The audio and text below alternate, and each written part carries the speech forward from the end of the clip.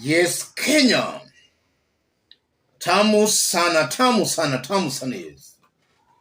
In this video, I want us to listen to some remarks made by Rigathi Gashago earlier today in response to what Mama Ngina said yesterday.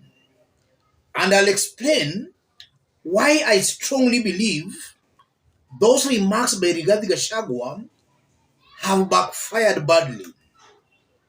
Before we listen to Rigathi, let's remind ourselves of what Mama Ngina said yesterday.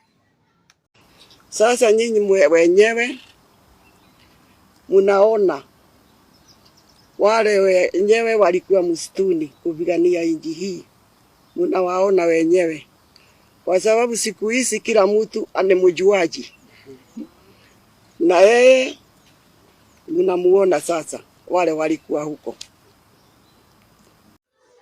Yes, those remarks were made yesterday when Mama Ngina Kenyatta hosted a Mau Mau fighter, Muthoni wa Kirima.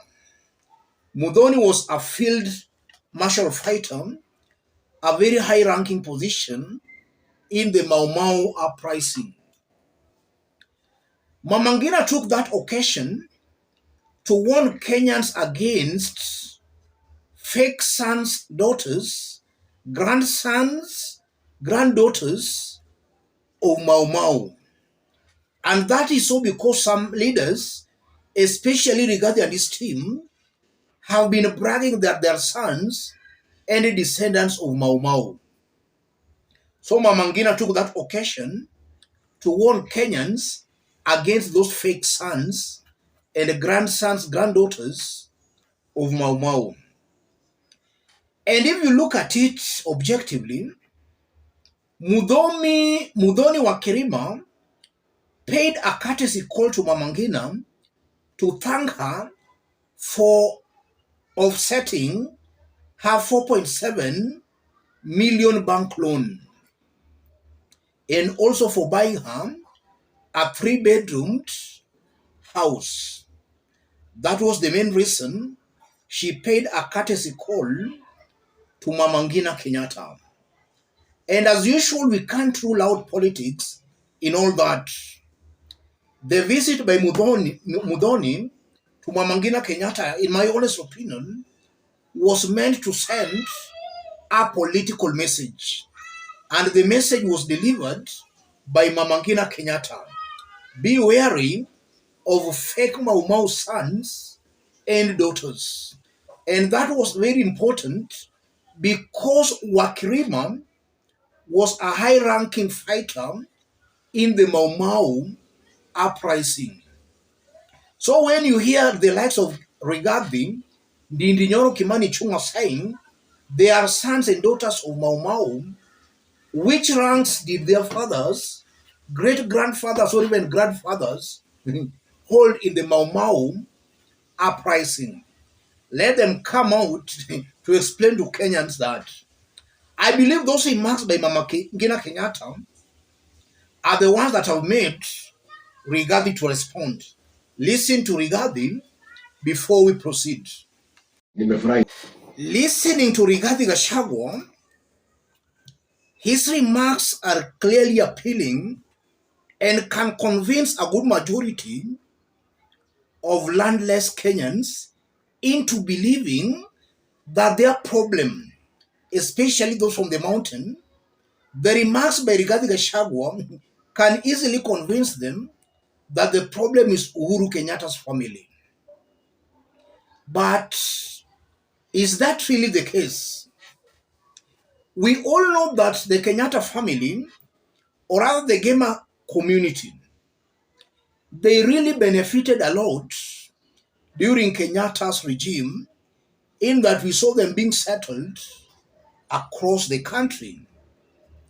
They were given some land in Lamu, some were taken to Rift Valley, and they have huge chunks of lands in those areas, courtesy to mostly the Kenyatta family. So on a personal level, The Kenyatta family, in my honest opinion, tried settling, or rather tried in finding a solution to the land problem on the mountain. We all know that Rigathi, Gashago and William Ruto are now in power.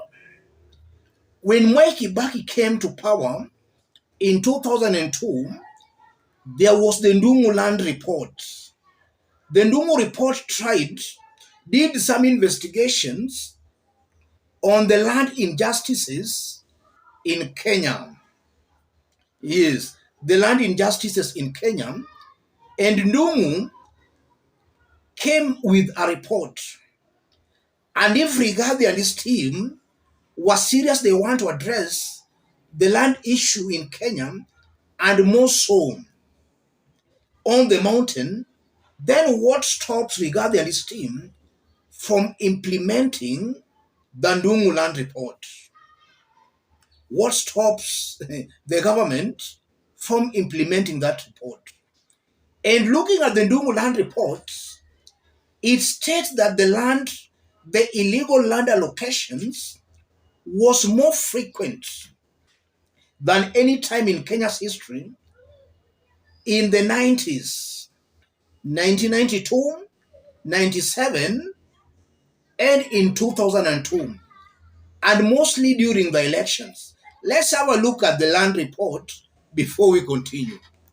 In summary, if you look at the Ndungu land report, finally, and the commission found that most illegal allocations of public land took place before or soon after the multi-party general elections of 1992, 1997, and 2002, reinforcing its view that public land was allocated as political reward or patronage. Page 83.